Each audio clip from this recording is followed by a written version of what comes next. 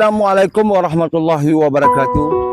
Kepada rakyat Malaysia, saya minta berilah sokongan yang padu kepada saya untuk mendapatkan jalan raya kepada 4 buah kampung, iaitu Kampung Kolesat, Kampung Bantal, Kampung Mat Daling dan juga Kampung Gusai. Sudah 68 tahun kemerdekaan, kami masih lagi berada di takuk yang lama. Kami masih lagi ketinggalan zaman, sahabat-sahabat. Tidak dapat merasai nikmat jalan raya seperti mana tempat-tempat lain. Tolonglah rakyat Malaysia beri sokongan kepada saya untuk dapatkan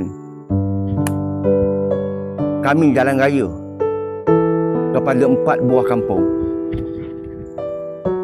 Niat saya hanya untuk membantu, bukan ada kepentingan apa-apa. Untuk membantu kepada rakyat dan penduduk Ulu Sembiling ini untuk dapatkan jalan raya yang sempurna. Sudah 68 tahun kemerdekaan, tapi kami masih lagi ketinggalan zaman. Seperti mana penduduk Kampung Kolesat yang tak ada jalan raya dan tidak ada bekalan air yang bersih. Bayangkan sahabat-sahabat, jauhnya kami ini ketinggalan zaman. Kalau anda kata di negeri Kelantan, orang kata negeri Kelantan lebih mundur. Saya rasa negeri Kelantan lebih maju daripada negeri Pahang.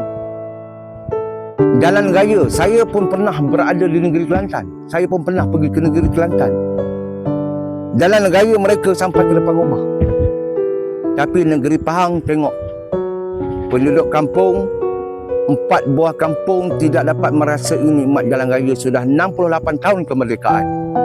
Bayangkan sahabat-sahabat, betapa daifnya kami penduduk pendalaman Kampung Gusai ini. Bayangkan sahabat-sahabat, tolong beri sokongan dan kerjasama sahabat-sahabat, bantu saya untuk viralkan penduduk Kampung Gusai ini untuk dapatkan jalan raya yang sempurna. Okey, bye-bye. Assalamualaikum.